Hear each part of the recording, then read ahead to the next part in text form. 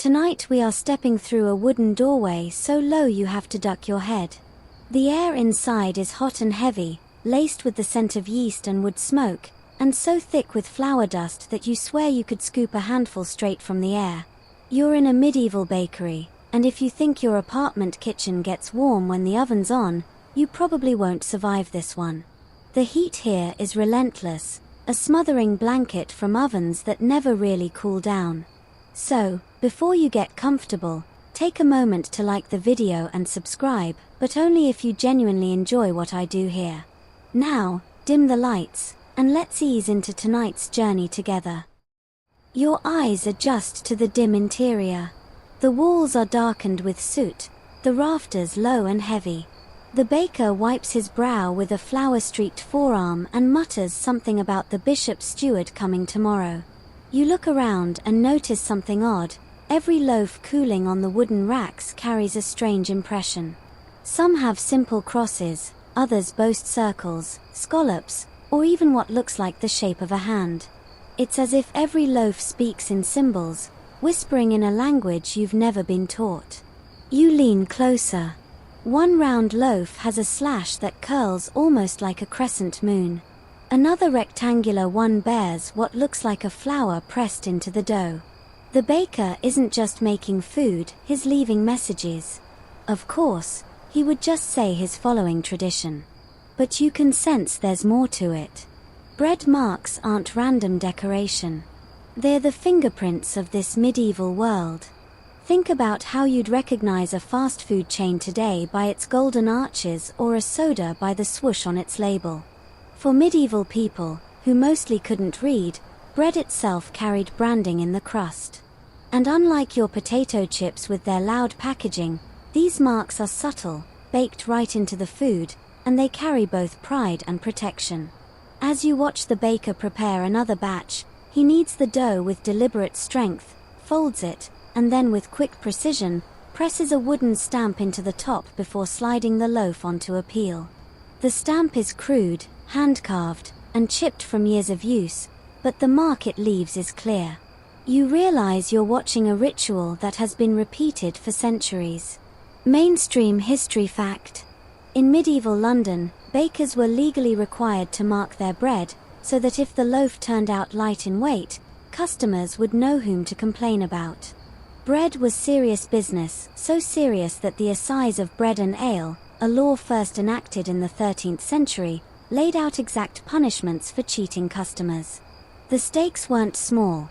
Bake a short-weight loaf and you might be fined, shamed, or even tossed into the stocks. Suddenly, stamping your bread doesn't feel optional, it feels like survival. Quirky tidbit. Some bakers supposedly pressed playful shapes into their bread just to amuse regular customers. Imagine biting into your daily ration of coarse brown bread and discovering a smiling sunburst baked into it, like a medieval version of the prize inside a cereal box. It didn't make the bread taste better, but in a world where meals were often grimly repetitive, even a little flourish could spark delight. Historians still argue whether all marks had official purposes or if some were just for fun. Did bakers ever sneak secret love notes into bread crusts for sweethearts? Did families recognize their baker's special stamp the way you'd spot your favorite coffee shop logo today? The record is foggy, and that uncertainty makes every faint, scorched symbol feel like a clue in a puzzle we'll never fully solve. You shift on your feet, trying not to breathe too deeply of the smoky air. Outside, you can hear the clatter of hooves on cobblestones, the murmur of merchants setting up for morning trade. Inside, though, time feels suspended. The baker reaches for another lump of dough, dusts it with flour, and repeats his ritual. Each stamp is like a signature, a declaration that this bread is his responsibility, his pride, his proof of skill. The symbols are everywhere. A small basket holds flat rolls, each scored with a slash in the shape of a fish. Another tray brims with large round loaves, heavy with rye, stamped with geometric designs that almost resemble stars. You wonder if any of them are accidental, like when you doodle in the margins of a notebook. Maybe one day a baker scratched a loaf absent-mindedly and, realizing it baked into a lasting mark, decided he liked the look. Congratulations, you've just invented medieval graphic design. You start noticing how marks give bread personality.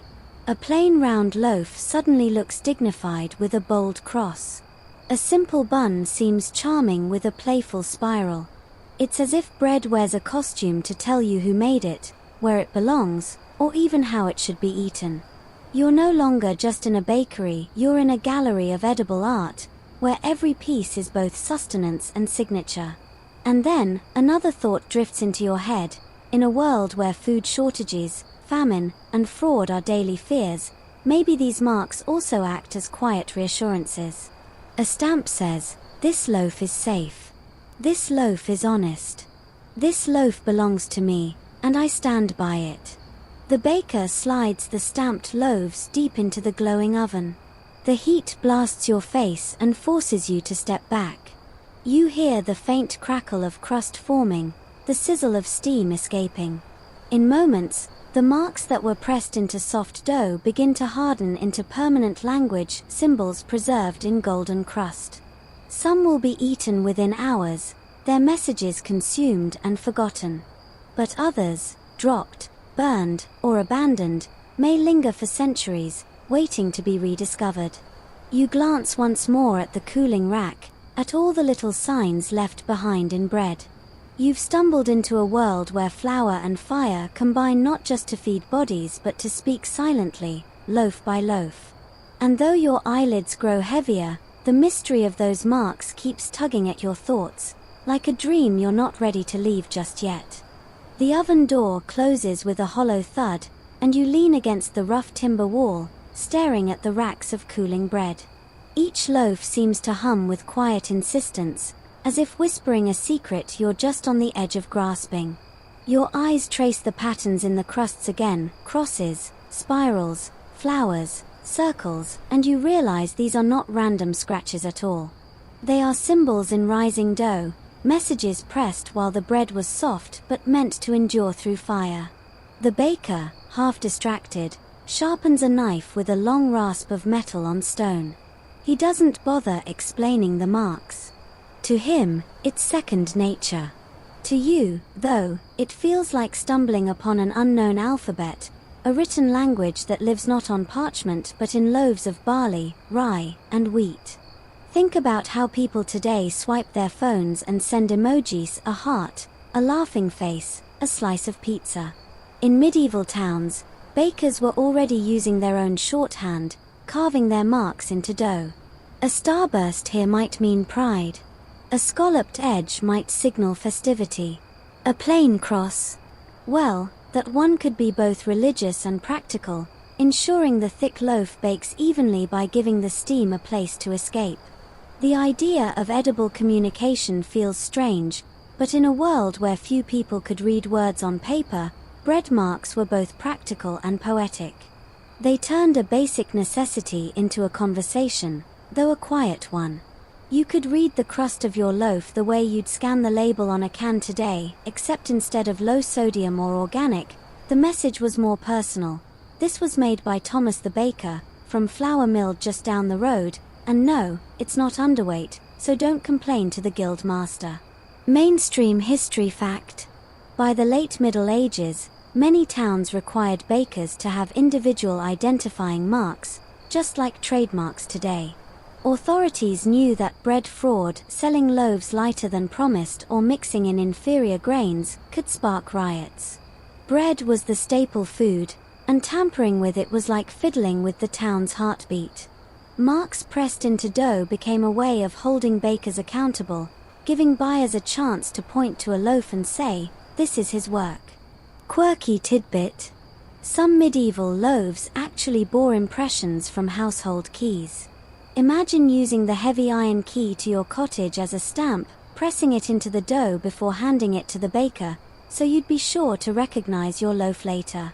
It was a practical solution in communal ovens where dozens of families' bread baked side by side, but it also feels oddly tender, your house key literally pressed into the bread that would feed you.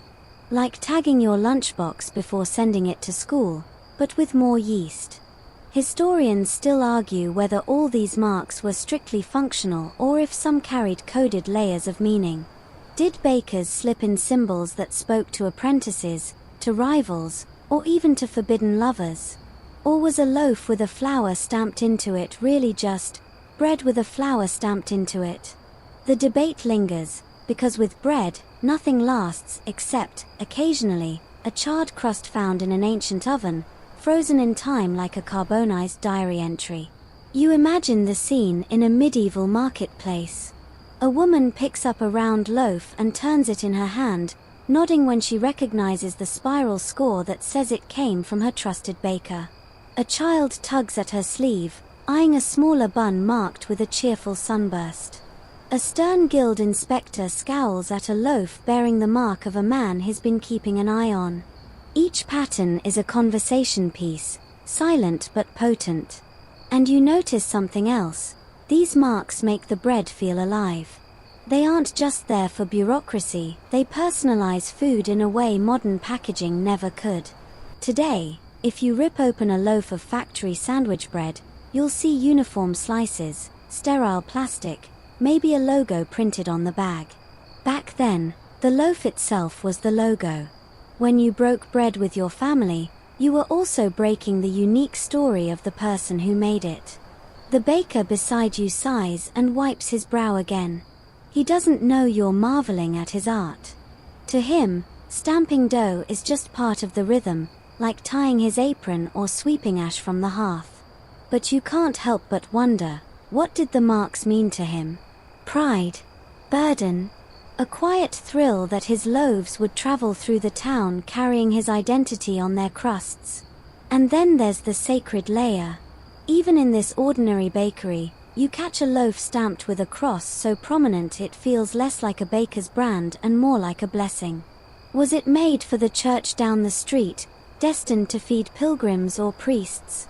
Or did the baker simply hedge his bets, hoping divine protection might guard his bread from spoilage, theft, or complaints? The patterns begin to blur in your vision, spirals melting into stars, crosses into crescents. The bread racks look less like food storage and more like a library shelf, each loaf a book written in a language of flour and fire. The soft crackle of cooling crusts fills the room, like pages turning themselves. You press a finger lightly to one loaf, feeling the rough edge of its baked-in mark. Warmth radiates into your skin. You imagine eating it and swallowing not just grain and water, but also the story baked into its crust. The mark is as much a part of you as the bread itself, absorbed into your memory even as your stomach claims its nourishment. You glance once more at the baker's stamp lying on the table, the wood worn smooth from countless pressings.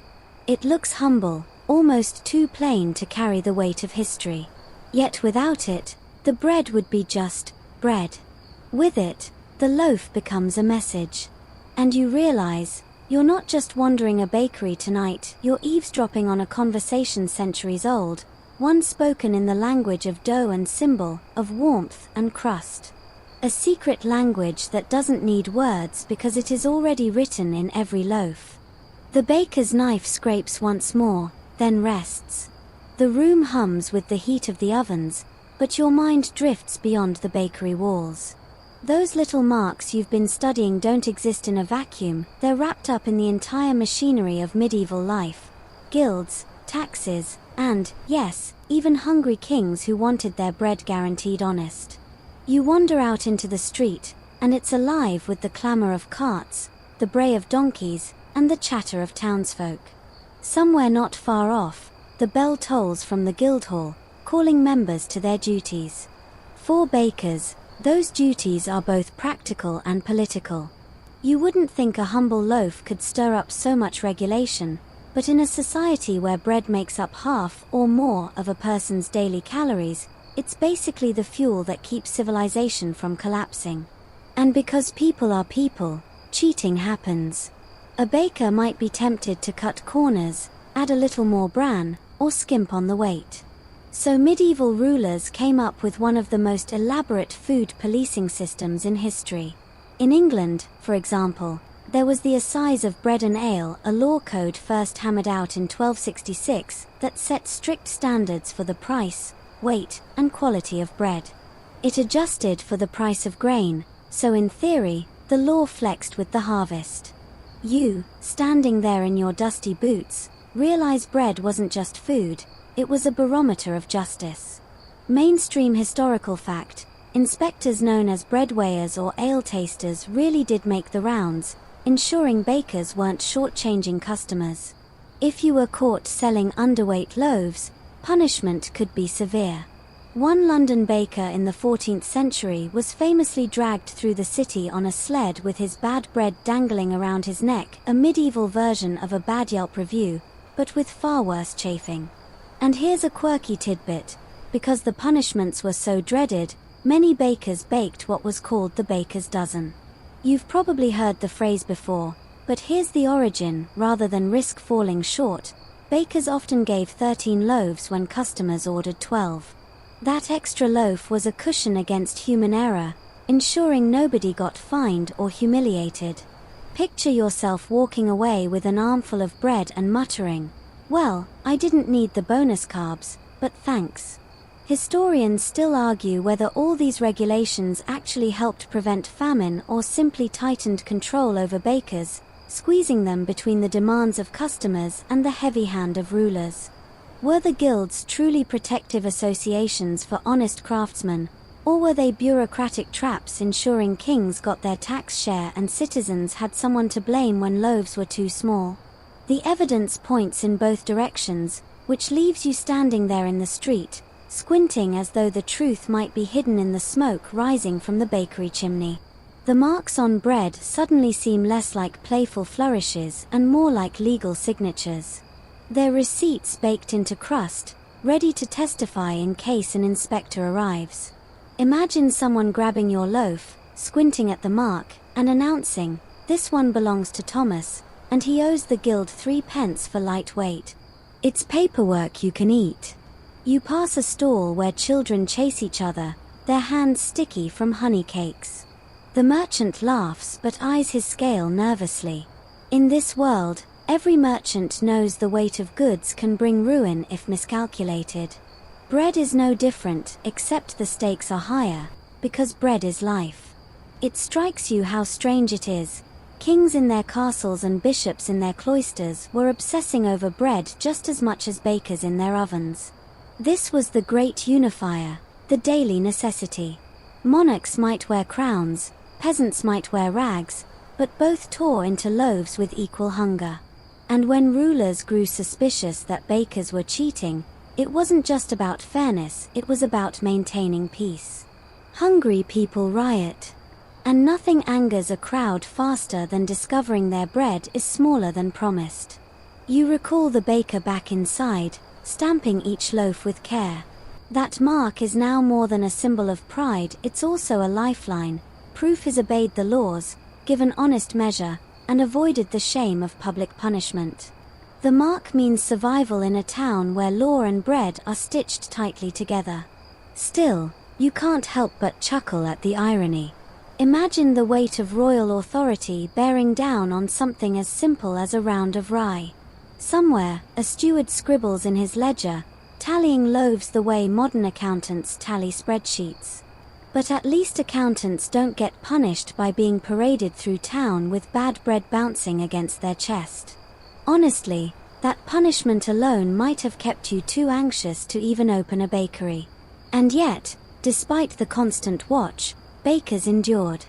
They adapted, they marked their bread, and they baked their extra loaves. Some even thrived, carving reputations so strong that their marks became symbols of trust in bustling markets. You imagine townsfolk scanning racks for those familiar patterns, choosing the baker whose loaves had never let them down.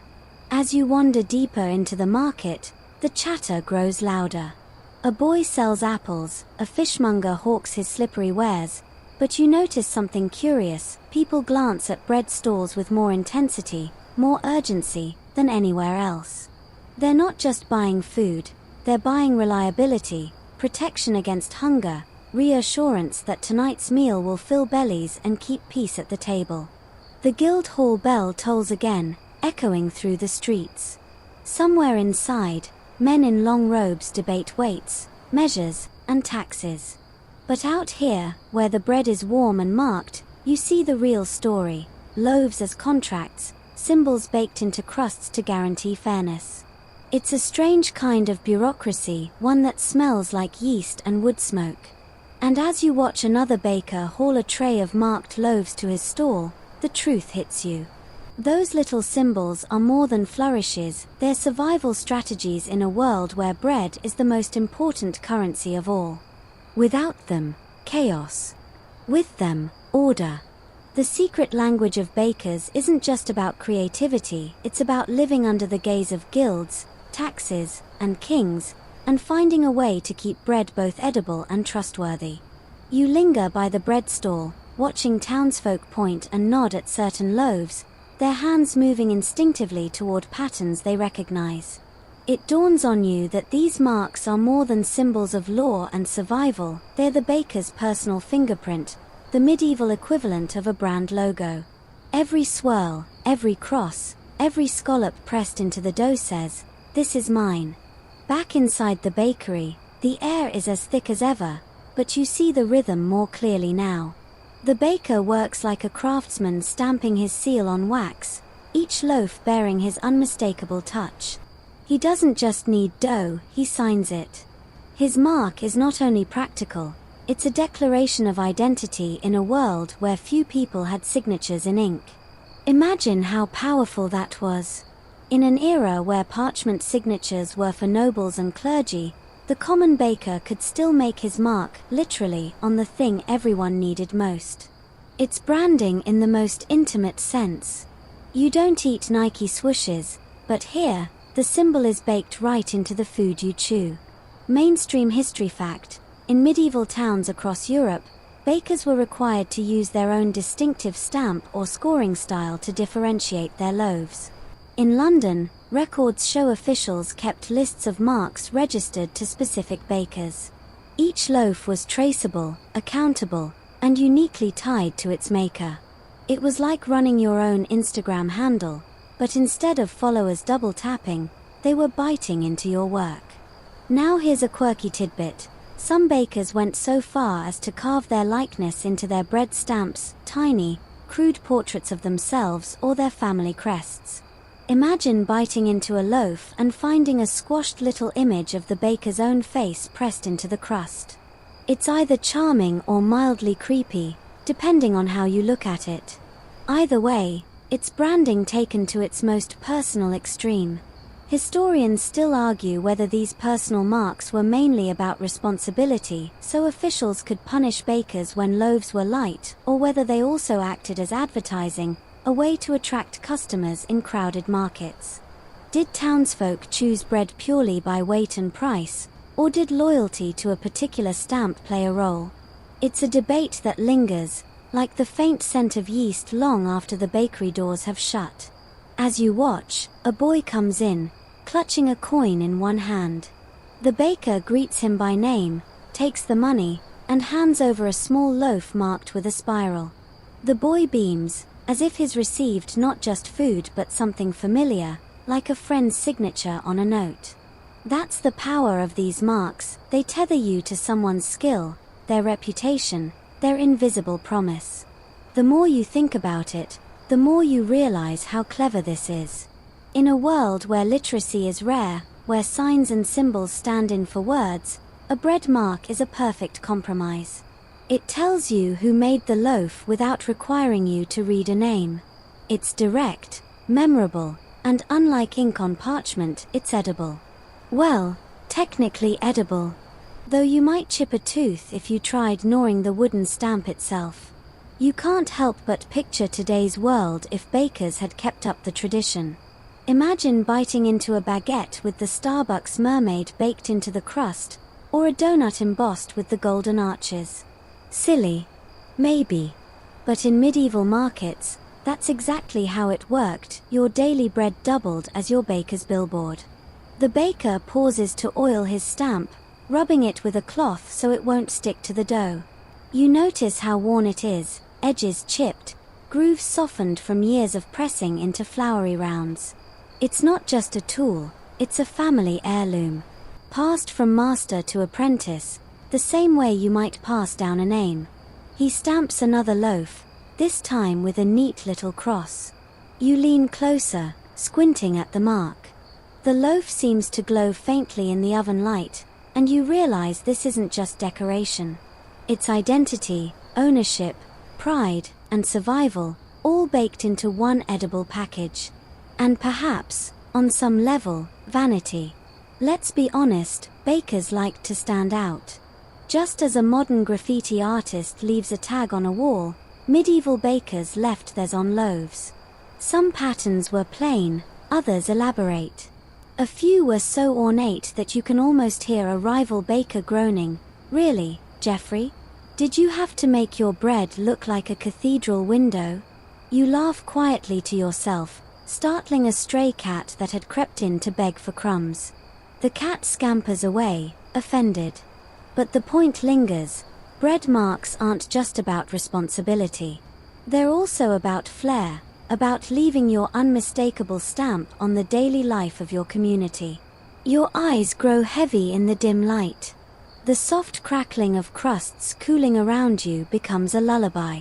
Each mark you've seen today swirls together in your mind, crosses, spirals, flowers, faces, like an alphabet that only bread can speak. And it whispers the same thing again and again, "This is mine. I made this. Remember me when you eat it." The scent shifts as you drift further into the bakery's shadowed corners. Beyond the racks of common loaves, you glimpse something more solemn, rows of bread stamped with crosses so bold they almost glow in the firelight. These aren't the playful spirals or proud personal logos you've seen before. These are holy loaves, destined not for markets but for altars and rituals. Suddenly, the marks feel heavier, carrying the weight of faith. You step closer. The baker's apprentice handles these loaves with an extra layer of care, almost reverence. He doesn't toss them onto racks with the same clumsy speed as the others. He lowers them gently, as though the marks carved into their tops carry more than just proof of origin. And in truth, they do. Mainstream history fact: stamped bread was central to religious life in medieval Europe. In the Orthodox tradition, prosphora, holy bread, was pressed with a seal that bore a cross and the Greek letters ICXC Nika, meaning Jesus Christ conquers. In Catholic communities, too, loaves baked for feasts or offerings bore crosses and other sacred designs, marking them as different from everyday sustenance. Bread wasn't only food, it was a bridge between heaven and earth. You imagine the scene in a small stone church nearby. The priest lifts a stamped loaf, breaking it into pieces that will be shared by the congregation. For many of them, this is the holiest moment of their week, bread transformed into symbol, body, or blessing. That little mark in the crust isn't decoration, it's the sign that this humble loaf has been claimed for something eternal. Now for a quirky tidbit. In some villages, people believed that stamping bread with a cross would keep witches from spoiling it. You can almost hear a mother whispering to her child, "Make the sign before you bake, or the loaf will fall flat." In a world of superstition, where unseen spirits were blamed for sour dough or failed rises, the crossmark wasn't just sacred, it was insurance against the supernatural. Practical and holy, all in one. Historians still argue whether the religious symbols on bread were primarily about faith or function. Were they genuine spiritual acts, or were they as much about keeping customers calm and confident in their baker? Did the cross ensure the bread rose better, or was it mainly to assure parishioners that God himself approved of their baker's crust? The line between devotion and practicality blurs in the steam rising from the oven. You glance again at the solemn loaves. Each one looks like a sermon in bread form. Compared to the jostling, cheeky spirals and flowers of market loaves, these feel like monks in a quiet cloister, chanting softly while the fire hums behind them. The bakery itself almost shifts in atmosphere, less like a business, more like a chapel where yeast and flour become sacred offerings. And yet, even here, a note of humor sneaks in. Imagine being an apprentice tasked with stamping loaves perfectly every time. Your master scowls if the cross looks crooked, reminding you that uneven arms might offend a priest. You sweat more over the stamp than over the hot oven itself. Medieval life had many burdens, but surely one of them was making sure your bread crucifix didn't look like it had been drawn by a tipsy goat. You picture villagers gathering for a feast day, each receiving a piece of marked bread along with roasted meat, cheese, and ale. To them, the stamp is reassurance that this celebration has divine approval. To you, standing drowsy in the firelight, it's another layer of proof that bread marks are not just about ownership or law, they also carry the eternal weight of belief. The baker wipes his brow and mutters that he must deliver these loaves before sundown. He tucks them into a basket lined with linen, each one resting like a holy relic. When he lifts the basket, his shoulders strain, but his eyes soften. He knows these loaves will leave his bakery and enter the church, transforming from humble food to vessels of grace. You follow him in your imagination, walking cobblestone streets where townsfolk bow slightly as he passes, not to the baker himself but to the bread he carries. Children dart out of the way, women pause in their chores, men nod respectfully. These loaves are more than food, they are blessings baked in wood-fired ovens, stamped with eternal symbols that whisper of heaven. And still, somewhere deep in the corner of your mind, you smirk at the absurdity. Bread as theology? Bread as protection against witches? Bread as both supper and sacrament? It's all so human, turning the simplest nourishment into something layered with meaning, faith, and even fear. The loaves disappear into the night, leaving the bakery quieter. You stand there, the warmth of the ovens soft against your skin, and realize you've stepped into a story that stretches far beyond flour and fire. The language of bread is not only personal or political, it's also profoundly spiritual, a dialect of faith pressed into every crust. Your eyelids drift lower. The hum of the ovens becomes a hymn. And somewhere in the blur between sleep and waking, you sense that the next loaves cooling on the racks might carry not just crosses, but messages from a marketplace alive with chatter and gossip, waiting for you to notice.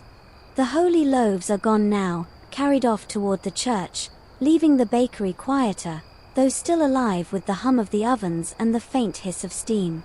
You blink, and suddenly you're not in the dim bakery anymore, you're drifting through a bustling medieval marketplace. The noise strikes first, the shouts of vendors, the bleating of goats tied to posts, the creak of wooden wheels over cobblestones. And right there, in the middle of it all, are stalls stacked with bread, each loaf bearing its own little secret. The air is a jumble of smells, fish laid out on woven mats, spiced wine ladled steaming from jugs, and underneath it all, the warm, grounding aroma of bread. You find yourself drawn to one particular stall where a baker has arranged his loaves like treasures. Fat rounds, narrow battens, squat buns, each one marked with a symbol. A spiral, a leaf, a sunburst. The loaves look less like food and more like a conversation waiting to be had. Mainstream history fact: in medieval towns, bread stalls were often the busiest spots in markets, not just because bread was essential but because people treated bakers' marks like guarantees. Customers would actually scan the bread for familiar signs before buying. It was the medieval version of looking for your favorite cereal box brand on a crowded grocery shelf. But here's your quirky tidbit: some bakers reportedly got cheeky with their marks, using them not only to identify loaves but to poke fun at rivals. Imagine one baker carving a clumsy imitation of his competitor's symbol just to annoy him, or pressing a stamp shaped like a rude gesture hidden under flour, only noticed once baked golden and crisp. Was it petty? Absolutely. Was it effective advertising? Probably. Historians still argue whether these marks in the marketplace were purely about trust or if they doubled as subtle social codes. Could a sunburst loaf suggest optimism or celebration? Did a flour mark whisper that this bread came from a friendly baker, while a sharp cross meant business only? The debate lingers because the symbols feel just ambiguous enough to hold more than one meaning, like emojis that could be either flirty or sarcastic depending on context. You stand there, watching the crowd interact with the bread like it's part of an ongoing drama. A woman picks up a loaf stamped with a spiral, nods, and smiles at the baker knowingly, as if they share some unspoken understanding. A rival baker across the way scowls, rearranging his loaves to show off his own mark more prominently. Children tug at their mother's skirts, begging for smaller buns decorated with playful little swirls, easier to carry in tiny hands. And then there's gossip. You overhear a merchant mutter to his neighbor, "See that mark? That's old Henry's. Don't trust it, he waters down his ale, too." Whether true or not, the mark becomes shorthand for reputation. Bread isn't just bread, it's a calling card, a rumor, a signal of who's up and who's down in the town's social ladder.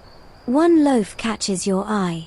It's scored with a delicate scallop pattern that glints in the sun. The woman selling it winks at you and says, "For a feast, perhaps?" You realize marks can also be a kind of advertising, hinting at which bread is meant for daily meals and which is meant to dazzle at celebrations. A plain cross for everyday use, a fancier stamp for weddings, fairs, or even bribes slipped to officials. The marketplace becomes a living gallery of bread communication. You half expect a bard to start singing about the rivalry between bakers, each loaf a verse in their ballad. And let's be honest, it's not hard to picture a medieval jingle. Buy the loaf with the spiral, lighter, tastier, and blessed by Saint whoever. As you drift through the stalls, you realize that the secret language of bread isn't confined to bakeries or churches. It breathes in the open air, trading hands, sparking chatter, and shaping reputations. The marks act like medieval hashtags, simple symbols carrying layers of meaning, instantly recognizable and endlessly interpretable. One baker holds up a loaf with a mark you haven't seen before, a stylized fish. He shouts that it's especially blessed, perfect for Lent. People flock toward him, nodding, some convinced the bread might carry a little extra grace along with its crust. Another baker scoffs loudly, showing off his loaves marked with a bold star. You chuckle to yourself, apparently even in the Middle Ages, brand wars were alive and well. Your eyelids grow heavier as the marketplace blurs, sounds muffling into a hum. The bread marks swirl in your vision, spirals into stars, crosses into leaves, gossip baked into every curve. You realize you're watching an entire community speak through symbols on loaves, their daily business carried not just in words but in crusts. Somewhere in that dreamlike haze, you can still hear the faint clink of coins, the laughter of children, the mutter of rivals. But more than that, you sense the secret truth. In a medieval marketplace, bread marks weren't just decoration. They were conversation, gossip, advertising, and reputation, all bundled into the golden crackle of a crust. And as you drift on, you feel the chatter fade, replaced by a quieter, sharper note, marks that carry not gossip but warning, defiance pressed into bread with the courage of rebellion.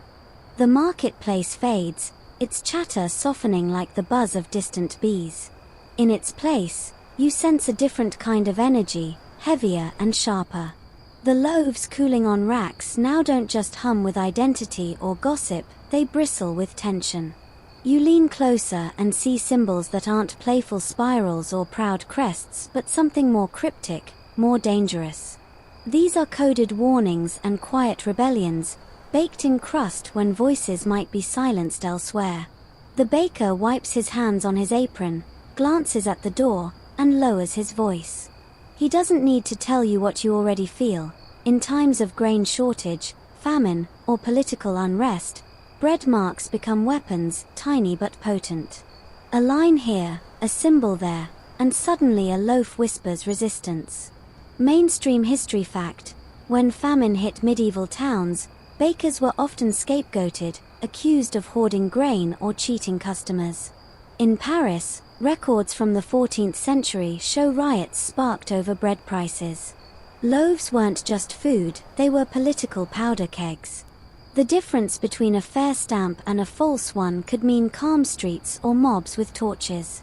And here's your quirky tidbit: some loaves, especially during shortages, were deliberately marked with unusual slashes to signal their quality or lack thereof. A loaf scored with a rough, hurried X might hint, "Don't expect much, this is all we could manage." Others bore marks so odd they looked like jokes, mocking the very laws meant to control them. Imagine biting into bread that carried, in crust form, a medieval version of the middle finger. Subtle, but satisfying. Historians still argue whether bakers ever used marks explicitly as coded protest against kings, guilds, or taxes. Did a crescent moon slashed into a loaf mean, "We're running out of grain, do something"? Or was it just a practical cut to let steam escape? The ambiguity drives scholars mad. Some say the symbols were pure necessity, others swear they hid whispers of defiance. And in that uncertainty lies the thrill, because bread can be both dinner and dissent. You picture the scene: a town under stress, grain prices soaring, the guild inspectors breathing down bakers' necks. People line up outside the oven, their stomachs growling louder than their voices. The baker pulls out loaves stamped not with his usual proud crest but with strange, jagged lines. To the untrained eye, maybe it's nothing. To those in the know, maybe it's a quiet cry for help. The risk was real. Speak too loudly against authority, and you might find yourself fined, jailed, or worse. But a mark on bread? Who could prosecute a loaf? It was rebellion hidden in plain sight, devoured by hungry mouths before anyone could hold it up as evidence. A loaf could be protest, consumed as quickly as it was baked, leaving only crumbs behind. You imagine yourself in that line, clutching a marked loaf and reading it like a pamphlet. To others, it's just food. To you, it's a secret message: we are suffering. We are resisting. We are still here. Suddenly, the bread feels less like nourishment and more like solidarity. And then you can't help but laugh at the absurdity. A crust carrying coded rebellion? It's like tweeting through sourdough before social media was even a thought. If only bakers had hashtags, #TooMuchTax, #SaveOurGrain, #LoafLivesMatter. Medieval rulers would have had no idea what hit them. The baker beside you shifts nervously, aware of the watchful eyes of officials. His mark must tread a fine line, clear enough to reassure his loyal customers, vague enough to avoid suspicion. It's a balancing act as delicate as scoring dough, too shallow and the mark vanishes in baking, too deep and the whole loaf collapses. One slip could ruin both bread and baker. You glance again at the racks. Loaves with plain, predictable marks sit beside ones with odd patterns, like runes half-sketched or symbols half-hidden. They seem to hum louder than the others, as if defiance itself has weight. The firelight dances on their crusts, making them look almost alive, mouths opening to speak. In your drifting thoughts, you picture bakers as secret poets, their stanzas baked into loaves and scattered across town. Most people chew without noticing. A few pause, frown, and recognize the verse. Bread as edible literature, rebellion disguised as supper. It's both tragic and brilliant. The oven crackles, a reminder that time marches on. Loaves come out, new ones go in, marks pressed again and again, each one a blend of necessity, identity, and maybe, just maybe, quiet rebellion. And as your eyes grow heavier, you realize that not every mark is a badge of pride. Some are scars, confessions, and warnings, burned into bread because voices couldn't risk speaking them aloud. The room feels heavier now, the air thick with smoke and secrets. Yet you sense another layer waiting to reveal itself. Marks not just for identity or rebellion, but for judgment, bread branded with pride or shame, depending on its worth. The smoke settles low, curling around the racks like a shroud. The mood has shifted again, no longer gossip or rebellion but something rawer, closer to judgment. You rub your eyes and notice the loaves are no longer all equal. Some shine with careful stamps, neat and symmetrical, while others bear rough, almost mocking impressions. These aren't just baker's marks. These are verdicts, burned into crust. Marks of pride, shame, and punishment. You watch as the baker pulls a tray from the oven and sets it down with a thud. His brow furrows as he inspects each loaf. One is perfect, golden, round, its mark sharp and clear. He smiles faintly, almost proud, before setting it aside. But another loaf is smaller than it should be, its crust collapsed. He shakes his head, presses a rough, jagged slash into it, and mutters something under his breath. That loaf is branded not with pride, but with shame. Mainstream history fact: in many medieval towns, loaves that failed to meet weight or quality standards were sometimes marked with specific symbols to distinguish them as defective. This way, inspectors could trace the problem back to the baker. Some guilds even required special shaming marks, burned into crusts with hot irons or slashed deliberately, so no one could mistake a faulty loaf for an honest one. And here's a quirky tidbit. In England, records show that loaves baked too small or too light were sometimes called punishment bread. Instead of being sold, they might be handed out to the poor, stamped with a clear sign that they were inferior. Imagine being a hungry beggar, grateful for food but still chewing on a crust that practically screams, "This is failure bread." Talk about a side of humiliation with your supper. Historians still argue whether these shaming marks truly protected customers or whether they were more about public humiliation, keeping bakers terrified of mistakes. Were the marks really about transparency, or were they just another way for guilds to flex authority over their members? The debate lingers, because surviving records hint at both protection and cruelty. You lean against the flour-dusted wall, imagining how it must have felt for an apprentice to see his flawed loaf stamped with disgrace. All that kneading, all that sweat, and instead of pride, he gets a scarred crust paraded as an example. The shame would burn almost hotter than the oven. And yet, for every failure, there were also triumphs. The baker reaches for another loaf, this one plump and perfect. He runs a finger over its mark, his mark, smiling just slightly. This loaf is his pride, his proof of skill, his offering to the town. Customers will see that mark and nod with satisfaction, whispering, "He makes good bread." It's the medieval version of a 5-star review, except your reputation is literally baked in. You can't help but laugh quietly. Imagine today if every bad pizza or undercooked cookie came with a literal scarlet letter stamped into it. "Here lies Greg's burnt brownie, evidence of his shame." No one would dare invite friends over for dinner. But in the Middle Ages, that was reality.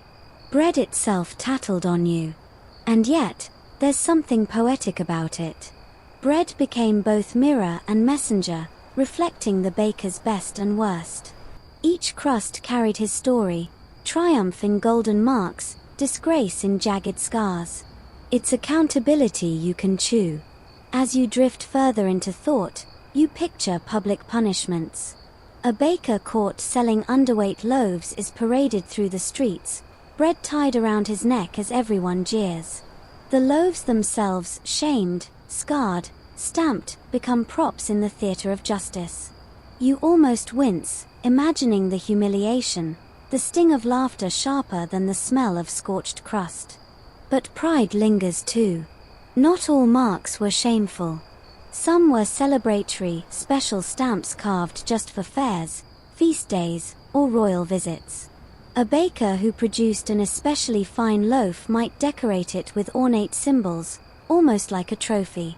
Those loaves weren't just food, they were edible medals of honor.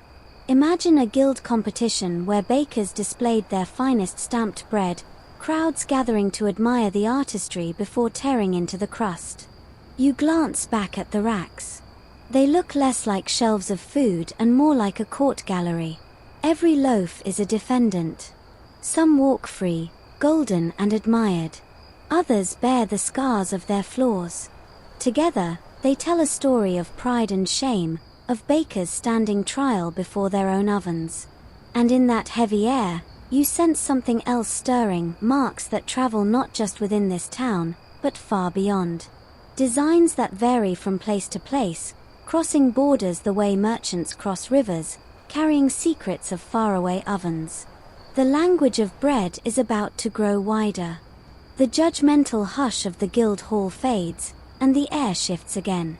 This time it carries with it the smell of spices, nutmeg, saffron, maybe even cinnamon, rare scents drifting in from faraway ports. You blink, and suddenly the loaves around you don't all look familiar. Some are taller, darker, shaped into braids you've never seen, others stamped with marks that look less like crosses or spirals and more like flowing scripts or intricate flowers.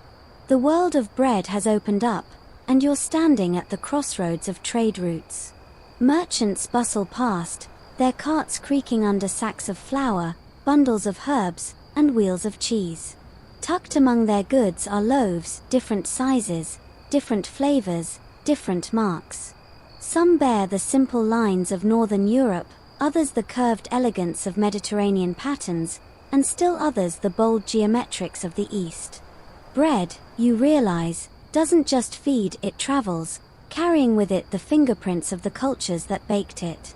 Mainstream history fact: by the late Middle Ages, trade routes across Europe and into the Mediterranean meant bakers were exposed to new techniques and traditions. In Italy, for example, stamped focaccia bore designs pressed in before baking, while in Germany, pretzels were twisted into symbolic shapes. Marks traveled just like spices or cloth, exchanged from baker to baker through merchants, migrants, and even crusaders returning home. Your quirky tidbit: some historians claim that sailors carried special stamped ship's biscuits on long voyages, with marks showing which ship or fleet they came from. Imagine gnawing on a rock-hard biscuit that's not only tasteless but also branded like military property. It's the only food where you can chip a tooth and prove which admiral you belonged to. Talk about loyalty through dental damage. Historians still argue whether the spread of bread marks was a deliberate cultural exchange or just a happy accident of trade. Did bakers consciously copy designs they saw in foreign markets, or did symbols evolve independently in different regions, echoing each other by coincidence? The debate is tricky, because while the marks often look similar, records don't always show who borrowed from whom. It's a culinary game of chicken or egg, but with bread crusts. You stroll through this imagined trade fair, where bakers from across Europe show off their breads. An Italian gestures proudly to a stamped loaf decorated with a sunburst, while a French baker scoffs, insisting his fleur-de-lis-marked bread is superior. Nearby, a German baker offers twisted pretzels, their shape said to represent arms crossed in prayer. The marks, the shapes, the flavors, they're as much about cultural pride as they are about feeding people. You can almost hear the loaves themselves competing. Look at my elegant swirl, inspired by Roman mosaics. Please, I'm the solid, trustworthy cross of Northern Guild. Step aside, I'm a pretzel, you can eat me and pray at the same time. The bread fair turns into a comic runway show, each loaf strutting its crust with confidence. But beneath the humor, you sense something deeper. These marks aren't just about local pride anymore, they're about connection. A merchant carrying stamped bread across borders is also carrying identity, spreading whispers of his homeland. A loaf marked with a distinctive crest might reassure a traveler in a foreign land. Yes, you're far from home, but here is bread that speaks your language. You pause at a stall where a baker offers you a loaf decorated with a scallop shell. He explains, in a thick accent, that pilgrims traveling the Camino de Santiago often carried such bread, the scallop mark symbolizing their holy journey. The loaf is more than food, it's a passport, a spiritual credential stamped in flour and fire. Suddenly, bread marks aren't just about trade or pride. They're about movement, migration, and belonging. And just like that, the fare begins to blur. The different breads merge, their marks blending into a mosaic of symbols: crosses, spirals, flowers, shells, stars. The marketplace becomes a map of connections, every loaf a tiny bridge between places and people. You chuckle at the thought, medieval globalization, but instead of TikTok dances or viral memes, it's bread marks making the rounds. Who needs hashtags when you have a scallop shell stamped into your daily loaf? As your eyes grow heavier, the bustling fare softens into a hum, and you sense the story shifting once more. Beyond trade and travel, beyond shared marks across borders, lies another mystery. What do these symbols actually mean? Are they random, or do they carry layers of meaning we've only begun to uncover? The trade fair fades into a blur of colors and scents, and when the world steadies again, you're standing in a quieter space. The ovens are still here, the racks are still heavy with loaves, but the marks on these breads seem to stare back at you differently now. They aren't just stamps of pride or rebellion or even souvenirs of travel. They look like questions. Symbols that might not mean what you think they mean. You squint at a loaf marked with a spiral. Is it simply decorative? Or does it represent eternity, the cycle of seasons, maybe even the path of the sun? Another loaf bears a fish shape. Was it a practical guild mark, or is it a sly Christian symbol, slipped in at a time when faith had to be disguised?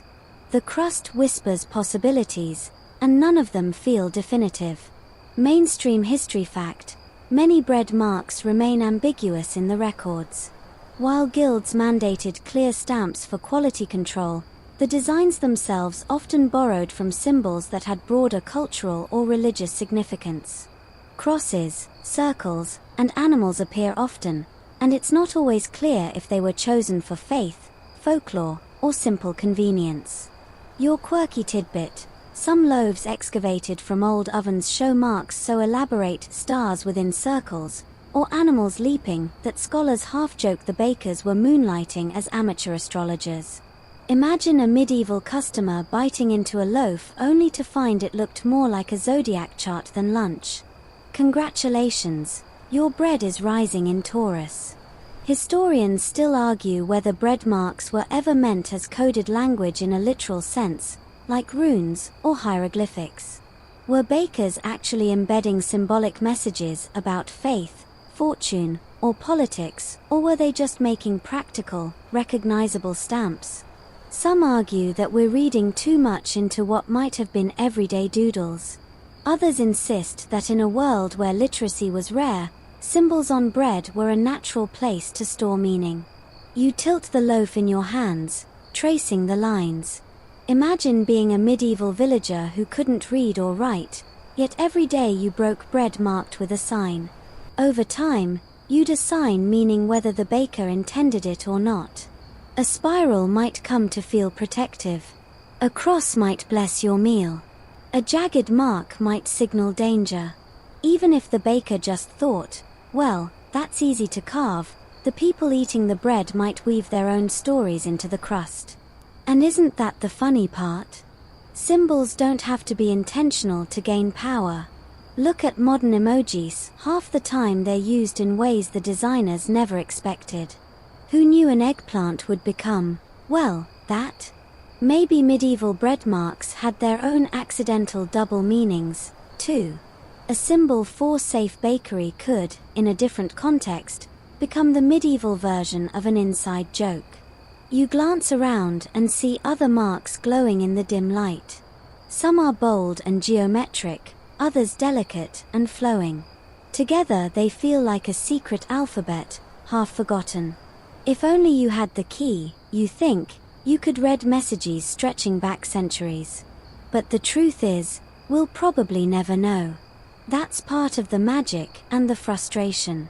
The baker beside you shrugs as if to say, sometimes a spiral is just a spiral. But you sense even he doesn't fully believe that. His father carved the mark, and his father before him. Somewhere along the line, maybe the meaning slipped, but the symbol endured. Like a family story retold so many times the details blur, yet the ritual of telling it remains. You picture bakers across Europe carving their marks into dough, not knowing if anyone will ever decode them. Some might fade into obscurity, others might be rediscovered centuries later and spark endless scholarly debates. You can almost hear the arguments in a dusty university library. Clearly this fish symbol is Christian. Nonsense, it's just lunch. The loaves lie silent while the experts bicker. And you can't help but smirk. Bread is trolling historians from beyond the grave. Every mark is a medieval wink saying, "Good luck figuring me out, nerds." The longer you stare, the heavier your eyes feel. The symbols blur into patterns, circles overlapping lines, fish swimming through spirals, crosses twisting into stars.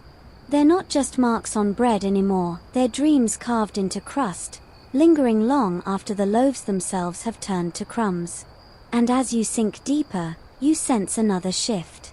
Marks weren't just pressed by bakers or interpreted by villagers. Sometimes they belonged to saints, woven into legend, shaping faith itself. The secret language of bread was about to get divine. The haze of symbols softens, and when it clears, you find yourself standing in a chapel, the scent of incense replacing the tang of flour. But even here, bread follows you. On the altar, nestled beside candles and chalices, are loaves marked with careful crosses, scallop shells, and even tiny flowers pressed into the crust. You realize the marks aren't just about bakers anymore, they've been lifted into legend, wrapped in the aura of saints and miracles. A monk in a brown robe carries a basket forward, his steps slow and deliberate. He places a loaf on the altar, and you see the stamp clearly, a radiant sun, its rays carved with almost reverent precision. For him, the bread isn't just sustenance. It's a symbol of divine light, nourishment for both body and soul. Mainstream history fact: religious bread rituals were widespread in the Middle Ages. Monasteries often baked special loaves for feast days, marked with crosses or sacred symbols. Some were blessed and distributed to the faithful, believed to carry protective powers. In certain places, pilgrims could even take stamped loaves with them on journeys, the marks serving as holy proof of their devotion. And here's your quirky tidbit: in some miracle stories, saints were said to leave marks on bread with nothing more than their touch. One tale tells of Saint Elizabeth of Hungary, who supposedly turned hidden bread into roses when questioned by her husband. Others claim that loaves blessed by saints bore spontaneous symbols, like divine graffiti baked into the crust. Imagine pulling a loaf from the oven and finding what looks suspiciously like a holy icon staring back at you. It's either a miracle, or you've got overactive dough bubbles. Historians still argue whether the widespread presence of religious symbols on bread came from true faith or simple practicality. Was the cross carved to sanctify the loaf, or was it just an easy way to keep dough from splitting unevenly? The debate lingers, because in medieval life, the sacred and the everyday were so tightly entwined you couldn't always tell them apart. You run your hand along one of the loaves on the altar. Its crust is stamped with a scallop shell, the same mark you saw on pilgrim's bread in the bustling trade fair. Here, though, the symbol feels heavier. It's not just a traveler's badge but a promise of safe passage, a prayer baked in flour. The bread hums with layers of meaning, equal parts dinner and devotion. You imagine the stories told around these loaves: a baker who swears the Virgin Mary guided his hand while carving the stamp, a nun who insists a loaf bearing a mysterious mark cured a sick child, pilgrims carrying blessed breadcrumbs in pouches like portable relics. Whether you believe them or not, the tales are sticky once told, they cling to the imagination like honey to your fingers. And here's the thing: even when the miracles didn't happen, people still believed the marks mattered. Breaking bread stamped with a cross wasn't just eating, it was an act of devotion, a miniature ritual. Each bite whispered, "You are protected, you are blessed, you belong." You chuckle softly, thinking about the modern parallel. We put inspirational quotes on mugs or fortune cookie slips, Tiny scraps of reassurance slipped into everyday life. Medieval folks just baked their affirmations straight into dinner. A loaf marked with a star or a saint was basically the medieval version of a motivational post-it. God's got your back. Eat up. Around you, the monks begin to chant, their voices low and soothing. The loaves on the altar glow softly in the candlelight, their marks flickering like secret codes only the faithful can read. And as you watch, you sense the line between legend and reality blur. Did saints really leave miraculous symbols on bread, or did hopeful eyes simply see what they needed to see? Maybe it doesn't matter. The marks worked because people believed. Whether miracle or myth, the bread carried meaning, and meaning is what fills the soul. The chant fades, and so does the chapel, the incense thinning into smoke. You're left again in the company of bakers, saints now fading into shadows. But the lesson lingers. Bread marks were not just crust deep. They carried faith, story, and hope. And they were about to be wielded in a much less gentle way by the authorities who knew how to turn bread into law. The chanting of monks dwindles until it's replaced by the sharp clang of a city bell. The chapel melts away, and suddenly you're in the middle of a medieval market square. The smell of incense is gone, now it's smoke from chimneys, the musk of livestock, and the sharper tang of human sweat. Bread stalls line the square, their tables groaning with round loaves, tall ones, flat ones, all of them stamped, all of them under watchful eyes. Because here, bread isn't just bread. It's politics. It's law. It's survival. A town official strides past, robes flowing, carrying a ledger thicker than any cookbook. He pauses at a stall, lifts a loaf, and squints at the mark baked into its crust. A stern nod, and he moves on. That stamp wasn't decorative, it was proof. Proof that the loaf came from a licensed baker, proof that it met guild weight, proof that the bread tax had been paid. Mainstream history fact: in many medieval towns, bread was regulated by law under what was called the assize of bread. Authorities dictated weight, price, and sometimes even recipe. Bakers who broke the rules could face fines, public humiliation, or worse. Bread marks became essential for tracking compliance. Without them, loaves could be confiscated, and bakers could be punished. Quirky tidbit time: one punishment for cheating bakers was the pillory loaf. A fraudulent baker might be forced to parade through town with a giant fake loaf of bread hanging from their neck. Imagine walking down the street trying not to trip over your own oversized baguette necklace while everyone laughs. It's the medieval version of being roasted online, only with fewer emojis and more pigeons aiming at your head. Historians still argue whether bread marks under these laws were primarily for consumer protection or for government control. Were towns genuinely worried about hungry peasants getting shortchanged, or was this just another way to make sure taxes and guild fees kept rolling in? Probably both, but no one agrees on which came first. You weave through the market and feel the tension humming under the surface. Bread is life here, but it's also leverage. When famine hits or flour prices soar, the authorities don't just watch, they intervene. Bakers who slip up risk not only financial ruin but public fury. A mark stamped into bread could make the difference between trust and suspicion. You pause at a stall where a baker, hands still dusted with flour, explains his mark to a wary customer. See this? My family's crest. My oven's seal. You know what you're buying. The customer nods slowly, reassured, though you sense the unspoken truth. It's not only the baker who benefits. The town official, the guild master, the tax collector, all of them keep watch through that little stamp. And maybe that's the unnerving part. Bread marks that once carried guild pride or whispered faith have now become surveillance tools, medieval QR codes baked into every crust. Every loaf is traceable, every bite accounted for. Forget Big Brother, Big Baker is watching you. You smirk at the thought, but the mood of the square is serious. People here know that bread riots can erupt if loaves are overpriced or short-weighted. A tiny mark in the crust might prevent chaos or spark it. You can almost hear the murmurs. Who baked this? Did they cheat? Did the guild approve? The bread carries answers, stamped and scorched into its skin. And then you notice the punishments carved into memory, stories of bakers dragged to the stocks, their cheating loaves displayed for all to jeer at. A whisper of dread runs through the square. It's not just a marketplace, it's a stage, and bread marks are props in a political play. The sun dips lower, and shadows stretch long across the cobblestones.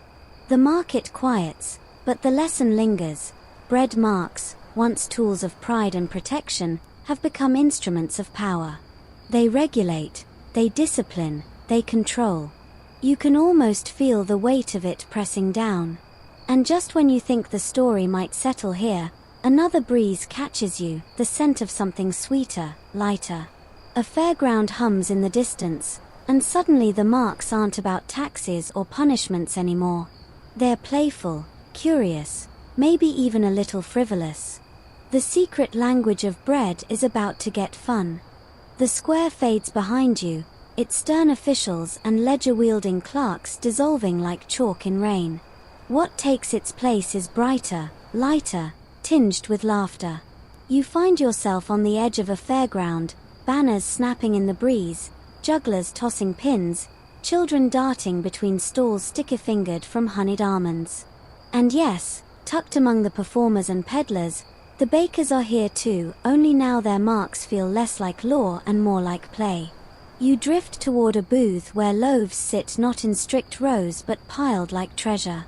They're smaller, sweeter, glazed with sugar, each one stamped with playful patterns, flowers, hearts, stars, even crude little faces. These aren't symbols of compliance or sacred blessing. They're winks, jokes, flirts. You realize with a chuckle that the bakers have loosened their flour-dusted collars and decided to have some fun. Mainstream history fact: fairs were places where experimentation flourished. Bakers made special festival breads that didn't always follow guild standards, shaped like animals, twisted into knots, stamped with decorative marks. Some were given as tokens of affection or friendship, others sold as novelties. Imagine your medieval crush handing you a loaf with a heart carved on top. It's basically the 14th century version of sliding into someone's DMs. Your quirky tidbit: in some regions, children's breads were stamped with little animal designs, birds, dogs, even pigs, both to entertain and to help kids claim their piece in big families. Picture 7 siblings fighting over dinner, until mom slaps down a loaf with tiny pigs stamped across it and declares, "This one's yours, Thomas." Practical, yes, but also a brilliant parenting hack. Medieval moms knew. Historians still argue whether these playful marks were a break from tradition or just a natural extension of bread culture. Were fairs truly moments of rebellion, when bakers ignored guild rules and carved whatever designs they wanted? Or did guilds secretly allow a bit of playful indulgence, knowing it kept the crowds happy and the coin flowing? You wander deeper into the fair, and the marks get stranger. A pretzel stamped with a clover. A sweet bun shaped like a coiled snake. A flatbread pressed with a crude smiley face. Yes, centuries before emojis, bakers were leaving grin-shaped messages in crust. You can't help laughing at the thought of someone in 1320 buying a LOL bun. But beneath the laughter, there's something tender here. Marks that once kept order or invoked saints now simply connect people. A star-shaped stamp whispers joy. A heart says, "I was thinking of you." A goofy animal brings a child comfort. These marks are less about survival and more about delight, proof that even in a world of plagues and taxes, humans still carved time for play. And isn't that what keeps history human? The little frivolous details, the jokes hidden in the margins, the doodles on manuscripts, the silly bread stamps at a fair. You're reminded that medieval people weren't all stern monks or desperate peasants. They laughed, they flirted, they goofed around. Bread marks tell that story as well. You pause to watch a young baker stamp a row of small loaves with crescent moons. He grins, handing them to children who scamper off, crumbs flying, giggles trailing behind. The moon loaves weren't in any regulation book, weren't approved by any guild official. But they made the crowd smile. And sometimes, that was enough. You grab one for yourself, a sweet, spiced roll marked with a star. The crust crunches, the center is soft, the sugar leaves your fingers sticky. You lick them clean and think, this isn't just bread. It's joy, pressed into dough and baked golden. The fair lights blur, and you sense the playfulness receding. Marks may amuse and delight, but they also endure. Some have carried forward, shaping how we still stamp, brand, and sign food today. The secret language of bakers has long fingers, reaching right into the present moment. The fare dissolves, leaving you with a last echo of children's laughter. The scene waiting for you now is quieter, more modern, but the bread marks remain. They've shifted, evolved, and you're about to trace them from medieval ovens into today's kitchens. The fairground sounds dim into a hush, the laughter and jingling bells replaced by the low hum of refrigerators, the soft whoosh of modern ovens preheating. You blink, and suddenly you're standing in a sleek contemporary kitchen, steel counters, glass jars of flour, and on the wooden cutting board, a boulet of sourdough, its crust slashed in careful, decorative lines. You lean closer. The cuts aren't random. They're scored in leaf shapes, waves, geometric spirals. This is no accident.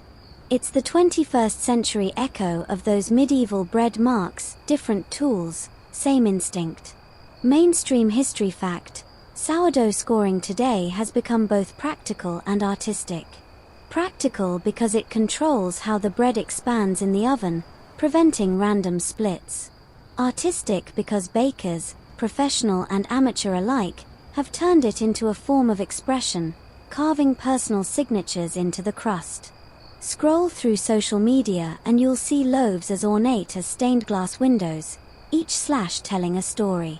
And your quirky tidbit: some modern bakers brand their bread with custom iron stamps, searing initials or logos right onto the crust. It's like cattle branding, only with carbs. Imagine biting into your morning toast and seeing a tiny JK burned into it. You either feel fancy, or weirdly judged by your own breakfast. Historians still argue whether today's artisan bread trend is truly a revival of medieval practices or just a coincidence born from Instagram aesthetics. Are we reconnecting with centuries-old traditions, or did we just collectively decide, during lockdown sourdough mania, that bread needed to be prettier? No consensus yet, though your timeline probably leaned heavily toward the pretty bread camp. You pick up a modern loaf and feel its weight. It's got the same language baked in, but spoken differently. Marks once meant guild rules or saintly blessings, now they often signal craftsmanship in an industrialized world. That hand-scored spiral whispers, this wasn't made by a machine. Someone cared. And in an odd way, that's comforting. When you cut into a loaf with a sunburst pattern, you're connecting not only to the baker who made it last week, but also to the medieval craftsman pressing his stamp into dough centuries ago. The thread runs unbroken, flour-dusted fingers stretching across time. You glance around the kitchen. There's a loaf pan with a company logo embossed at the bottom, leaving a subtle brand on the bread once baked. There are cookie cutters used to press shapes into children's rolls, stars, bunnies, dinosaurs. The tradition of playful stamping from medieval fairs is alive in your neighbor's kitchen drawer. And then there's the marketing angle. Artisan bakeries boast of signature scoring. Farmers' markets display boule marked with swirls or initials. Even supermarket loaves sometimes carry faint designs, though they're more about machine efficiency than artistry. Still, the impulse remains. We want bread to bear a mark, to whisper identity. You smirk, remembering the medieval pillory loaf punishment. Today, if a bakery cheats customers, The internet piles on with one-star reviews instead of dangling loaves from someone's neck. The tools change, but the themes, trust, reputation, symbolism, don't. You imagine explaining this to a medieval baker. Yes, people still mark bread. But mostly for Instagram likes. They'd probably stare at you, then nod knowingly. Bread has always been a stage, after all, whether for saints, kings, or influencers. The modern kitchen softens, colors blurring at the edges. You sense the story folding in on itself, past and present layering together. Marks made for law, faith, rebellion, play, they've all trickled forward, leaving crumbs in every era. The scent of sourdough lingers, warm and sharp. But beyond it, faint and flickering, you smell wood smoke again. The modern hum gives way to the crackle of a medieval hearth. You're circling back, ready to stand once more in that quiet oven-lit glow, where it all began. Because the last step of the journey isn't about rules or guilds or Instagram spirals. It's about memory, warmth, and the way a simple loaf can carry stories through centuries. And as the kitchen fades, you realize the final mark left on bread is not stamped or scored, it's the one you carry with you, tucked somewhere soft and sleepy inside. The modern kitchen dissolves, and once again you're wrapped in the glow of firelight. You stand before an ancient oven, embers glowing low, their heat pulsing like a giant's steady breath. Loaves rest on the stone ledge, their crusts crackling as they cool, each one carrying its own mark, faint, imperfect, but enduring. You crouch closer, watching how the crusts split, how the stamps and slashes hold their shape even as the bread breathes its final sighs of heat. There's something hypnotic about it, the way symbols survive the violence of baking, the shove into fire, the blast of heat, the slow collapse into stillness. Bread is fragile, but its marks endure.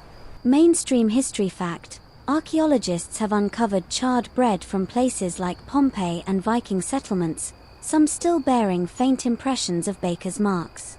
These scorched survivors tell us who baked them, how they were shared, sometimes even which family or garrison they were meant to feed. Imagine a loaf carbonized for 2,000 years, yet still whispering the name of its maker. Quirky tidbit: in 2017, a group of bakers recreated a loaf found in Herculaneum using the same stamped mark and the same ratios of flour, water, and yeast. They even tied it with string before baking, just like the Romans did. And yes, people actually ate it. Somewhere out there, a guy proudly posted on Instagram, "Just ate a 2,000-year-old recipe. Crunchy." Historians still argue whether bread marks should be read as literal signatures, or whether they were sometimes symbolic, part magic charm, part practical ID. Did bakers always mean to sign their loaves, or did marks sometimes serve as protection, invoking luck against famine or misfortune? The debate lingers, as warm and persistent as the scent of bread itself. You take one of the cooling loaves and run your fingers across the crust. The stamp feels rough, uneven, as if it wants to fade but refuses. That's the essence of this whole journey, isn't it? Marks pressed into bread fade in hours, eaten, crumbled, forgotten. And yet, somehow, they've survived centuries, carved into memory, charred into history, revived in kitchens, reshaped in festivals, whispered into Instagram feeds. The secret language of medieval bakers was never really lost. It just shifted dialects. A guild crest became a family logo. A saint's symbol became a sourdough spiral. A piglet stamp for children became a bunny-shaped cookie cutter. The words changed, but the grammar stayed the same. Bread speaks through marks. And maybe that's the soft truth you carry now. Every time someone kneads dough, shapes it, presses it with a blade, a stamp, or even just a careless fingertip, they're writing in that same old flour-dusted language. A language of trust, identity, play, and survival. A language you've now learned to read. The oven crackles lower, the light fading until the loaves are only outlines in the dark. You hear your own breathing, slow and steady, mingling with the ghost of bakers long gone. Their marks are still here, still whispering in every crust. And as your eyes grow heavy, you realize that the last symbol, the last mark, is not on the bread at all. It's in you, the listener, the dreamer, the wanderer who followed these crumbs through time. The glow of the oven softens, dimming to embers, until the room feels wrapped in a blanket of warmth and shadow. You sit back, letting your shoulders loosen, letting the weight of the journey melt from your body. The crackle of fire becomes a hush, a gentle rhythm that rocks you like a lullaby.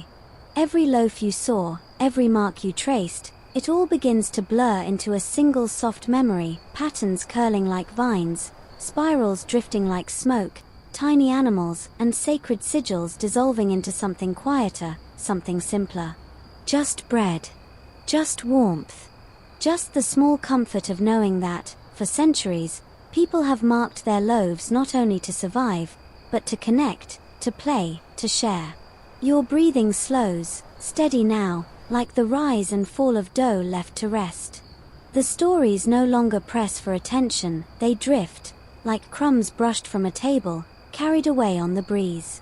And what lingers is not the sharp detail of stamps or laws, but the feeling of closeness. Of kitchens warm with laughter. Of streets alive with bread sellers. Of an oven's heartbeat pulsing through time. The last ember fades, leaving you in stillness. The bread is gone, eaten, shared, long vanished. But its marks, faint, delicate, enduring, remain tucked in the folds of memory. So, let your eyes close. Let your thoughts scatter like flour. There's nothing to prove, nothing to hold. Only rest, soft and simple, rising and falling, until morning comes.